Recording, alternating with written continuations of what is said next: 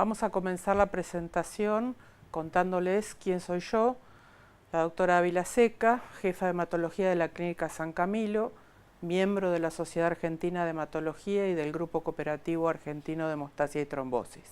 Mi área de experiencia principalmente se ha dedicado al manejo del paciente sangrante, entre otras temáticas.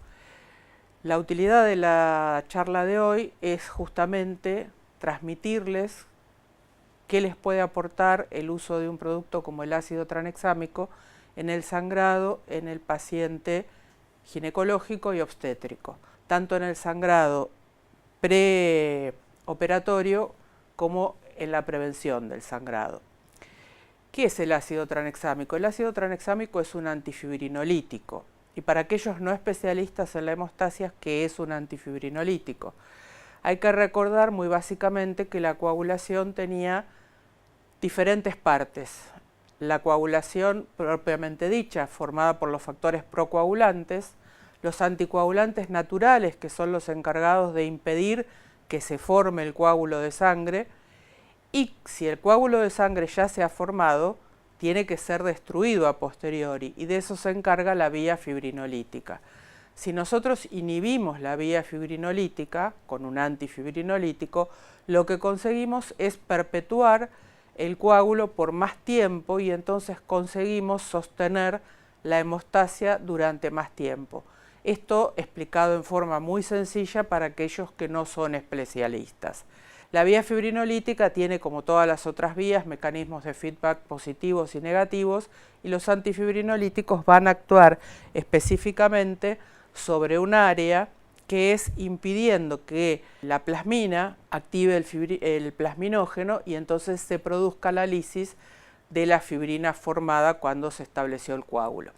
¿Cuáles son las drogas antifibrinolíticas que existen? Existe la protinina, que inhibe la plasmina, pero que está fuera de uso, se prohibió en el mercado mundial por un aparente aumento de infarto agudo de miocardio en los pacientes donde fue utilizada. El ácido Y-aminocaproico, que inhibe también la unión de plasmina con fibrina, pero que tiene una potencia baja y entonces requiere dosis de carga de mucha cantidad, con lo cual en una situación de urgencia uno, para cubrir la dosis de carga, necesita abrir 24 ampollas. Esto hace que su uso no sea cómodo en la emergencia. Y luego tenemos el ácido tranexámico, que es 10 veces más potente, y esto hace que con una pequeña cantidad consigamos el mismo efecto. Entonces, con una o dos ampollas que utilicemos en una dosis de carga, conseguimos la inhibición de la vía fibrinolítica en forma adecuada. ¿Qué características tiene el ácido tranexámico? Como dijimos, es un antifibrinolítico que actúa a nivel de inhibición del plasminógeno. En la Argentina tenemos ácido tranexámico tanto para uso oral como uso endovenoso. Es el único antifibrinolítico que existe en estas dos presentaciones. Nunca hubo aprotinina para uso oral y tampoco hay Y para uso oral. El ácido tranexámico, como dije hace un momento, es 10 veces más potente. Esto lo transforma en mucho más económico. Y lo otro muy interesante que tiene es que tiene una amplia ventana terapéutica, muy buena absorción por vía oral, y hay que recordar que se elimina por vía renal. ¿Cuáles son las indicaciones más habituales? La hemorragia menstrual abundante, la hemorragia digestiva, la prostatectomía, los sangrados posamigdalectomía, los sangrados mucosos en las plaquetopenias, el politrauma, el trauma. ¿Cuál es la dosis más habitual que se usa de ácido tranexámico? 25 a 50 miligramos kilo día en infusión continua, o si no, se usa un bolo de 1 gramo y luego se puede repetir 500 miligramos cada 8 horas. Es muy importante recordar que el ácido tranexámico se elimina por vía renal y que entonces en los pacientes con insuficiencia renal uno debe adecuar la dosis en función del clearance del paciente, porque esto va a determinar mayor posibilidad de aparición de efectos adversos, que normalmente, si está usado en las dosis adecuadas, se ven en muy bajo porcentaje. ¿Cuáles son esos efectos adversos posibles? Si lo pasamos muy rápidamente, la posibilidad de que el paciente desarrolle hipotensión causada por la medicación. En general se aconseja pasar no más rápido de 1 mililitro por minuto, diluido el gramo en solución salina. Otra toxicidad que se puede observar, sobre todo cuando el paciente lo ingiere por vía oral, es diarreas, náuseas, dolor abdominal, trastornos visuales y lo que a algunos asusta en algunas circunstancias y por eso a veces se restringe un poco el uso en niños es la posibilidad de convulsiones por su acción sobre los receptores GABA. Lo que hay que recordar es que si se usa la dosis adecuada con un monitoreo renal adecuado, los efectos adversos se presentan con muy baja frecuencia.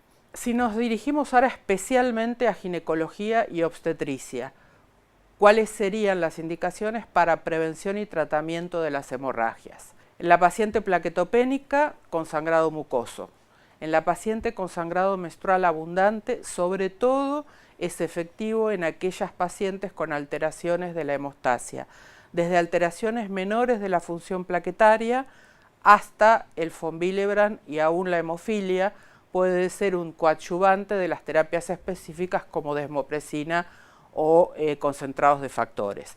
En el sangrado menstrual abundante secundario al DIU y tiene una gran indicación para prevenir y o tratar el sangrado en cirugía de cuello uterino, tanto sea vinculado o no a lesiones pre o neoplásicas, y en la conización cervical por asa diatérmica. En estas dos circunstancias realmente es una herramienta sumamente útil que provoca el cese del sangrado en forma casi inmediata, y si uno tiene una alta sospecha por la característica de la lesión o de la paciente, que esa paciente tiene posibilidad ya previamente de sangrar, se puede dar preventivamente. Y otras cirugías con riesgo de hemorragia o donde uno considera que la posibilidad de transfusión es mayor al 10%, en esos casos se puede usar directamente la dosis de carga de 1 gramo en la inducción anestésica. No se recomienda, como vamos a ver después, en las histerectomías en pacientes sanas y que son histerectomías simplemente por fibromas. En estas pacientes, si no están anémicas, no tendría una indicación de grado elevado. Sí en las pacientes en terapias anticoagulantes o con von Willebrand o en pacientes donde no se ha podido realizar la corrección de la anemia y tienen una alta posibilidad de recibir transfusiones, esto nos permitiría reducir mucho el sangrado. Y luego tiene un rol sumamente importante que vamos a desarrollar en unos minutos, que es en el sangrado masivo posparto. En el caso de tratamiento de la menorragia o sangrado menstrual abundante, el ácido tranexámico tiene un rol importante si lo sabemos indicar. Entonces, primero tenemos que descartar la causa de ese sangrado abundante. En la paciente que sangra por un gran mioma o por una patología oncológica, es probable que no tenga el efecto que nosotros buscamos. Por otra parte, tenemos que tener claro si la paciente tiene o no una menorragia, y lo más nuevo que se ha visto ahora recientemente en el mes de marzo, en la reunión de hemostasia en la mujer en Barcelona, es que la verdad que el chat pictorial es útil, pero que uno debiera en el algoritmo del estudio de una paciente que sospechamos que tiene un sangrado menstrual abundante, dosar una ferritina para documentar que realmente esta paciente tiene expoliado sus reservas de hierro. Entonces, si ella considera que tiene un sangrado abundante y se acompaña de mínima o no anemia, pero con una expoliación de su ferritina, estaríamos y descartamos la organicidad en condiciones de considerar el uso de ácido tranexámico. ¿Por qué? Porque en esas pacientes se considera que puede haber un exceso de fibrinólisis local por exceso de TPA. Es el único medicamento que está aprobado para este uso por la FDA en el 2009 y está aprobado por el ANMAT. Reduce en esas pacientes donde no hay mioma y no hay neoplasia el sangrado menstrual abundante en alrededor del 40-50%. Y sobre todo hay un grupo interesante de mujeres con trastornos menores de la funcionalidad plaquetaria o von Willebrand leves que tienen sangrado menstrual abundante y que van a tener una excelente respuesta al ácido tranexámico. Y lo segundo que hay que tener en cuenta cuando se indica ácido tranexámico en estas pacientes es haber descartado que no sea de otra causa y la dosis que le demos, porque muchas veces se dan dosis subóptimas. La realidad es que cuando la paciente comienza a menstruar tiene que recibir una dosis de 2 comprimidos cada 8 horas durante 3 a 5 días o hasta que el sangrado se reduce en forma importante. Es un medicamento que cumple requisitos importantes porque es de un relativo bajo costo y fácil de hacer la indicación y de administrar. No tiene efectos secundarios como el tratamiento hormonal, entonces si uno tiene que elegir un tratamiento para un sangrado menstrual abundante para combinarlo con el hierro, en una mujer con riesgo trombótico es preferible usar el ácido tranexámico a un tratamiento hormonal.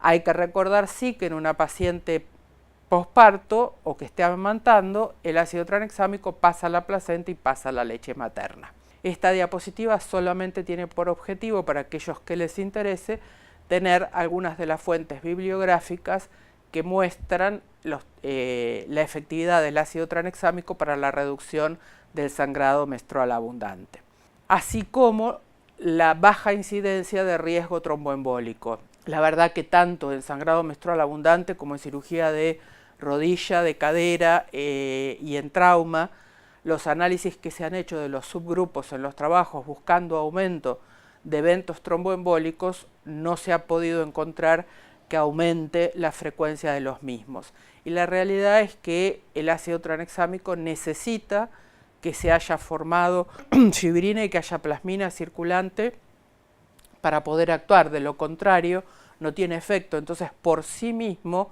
no es una droga que pueda tener efecto tromboembólico.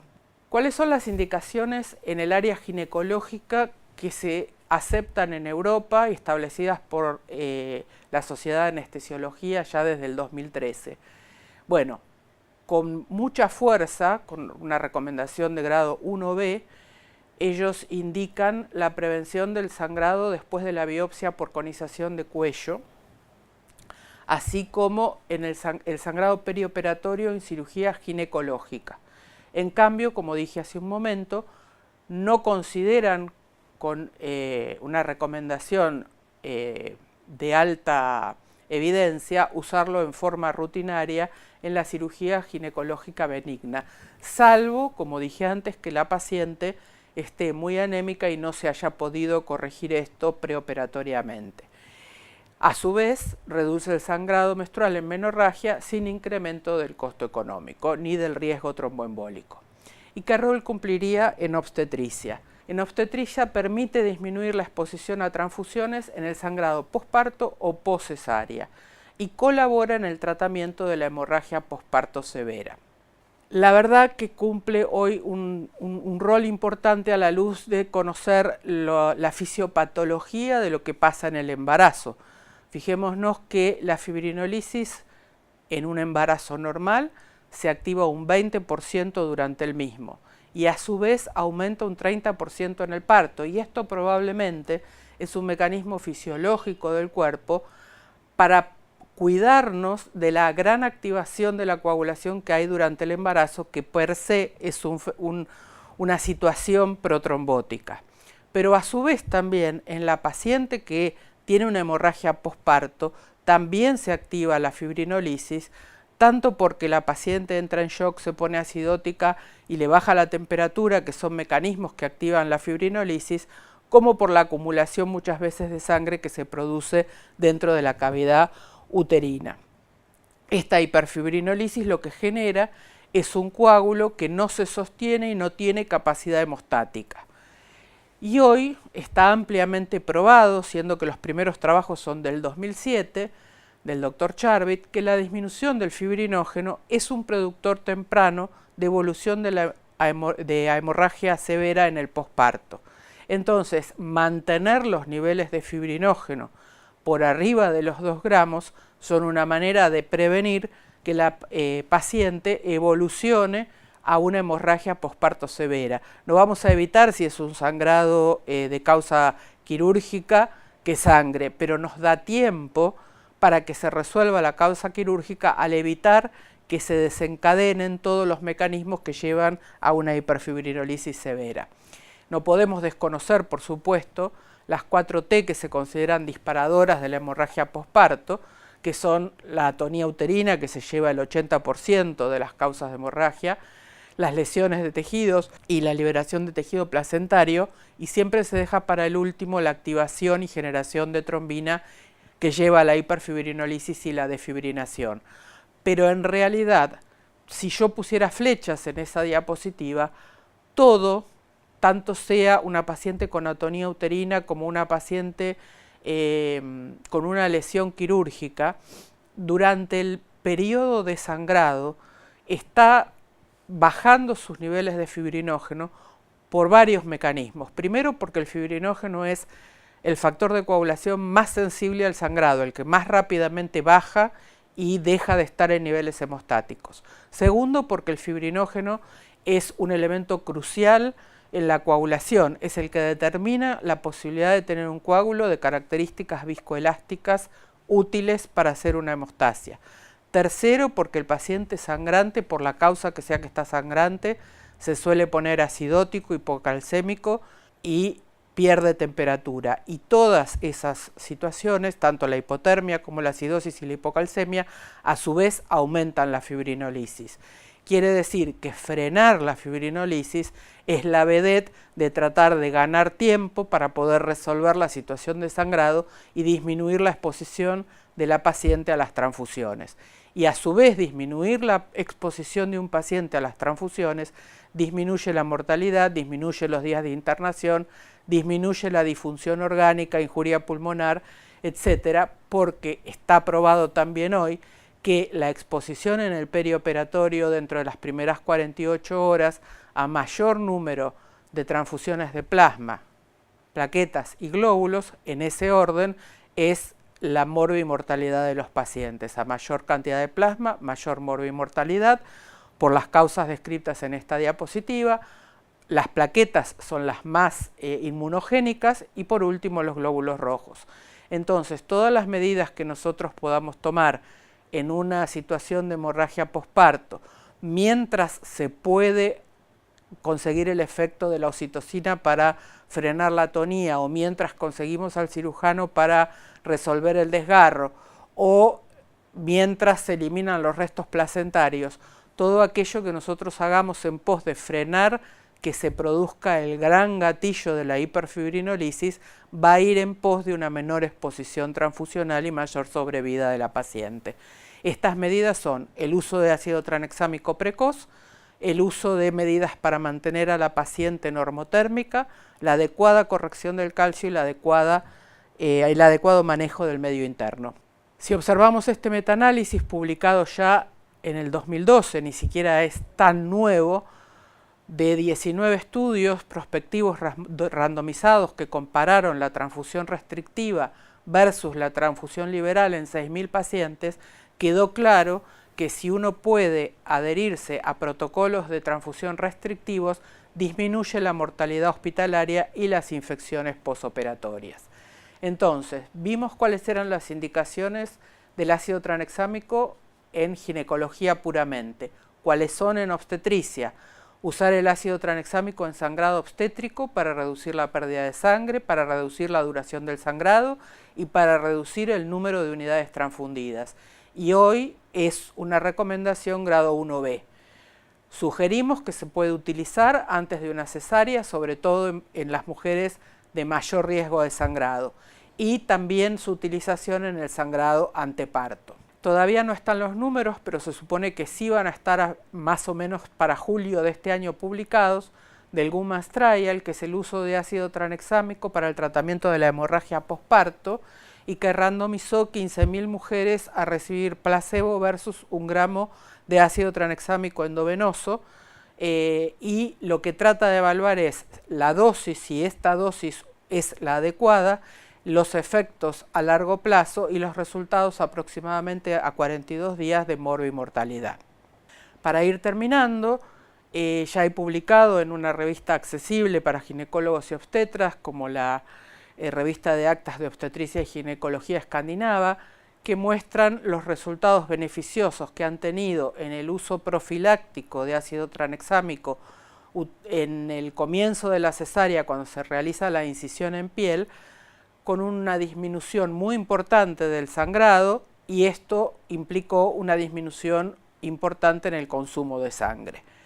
Última diapositiva es otro trabajo de la misma revista que hace una revisión de la anterior, es más, felicitando a los autores por la revisión que hicieron al respecto del tema y resaltando nuevamente la importancia o el interés en utilizar el ácido tranexámico precozmente en la paciente que va a cesárea, y yo diría en forma personal que en toda paciente de donde uno tiene una alta sospecha que va a tener necesidad de utilización de sangre por posible sangrado, es una indicación usarlo en la inducción anestésica para intentar por todos los medios, con un adecuado cuidado del pH, la temperatura y la calcemia de esa paciente, reducir la exposición a transfusiones.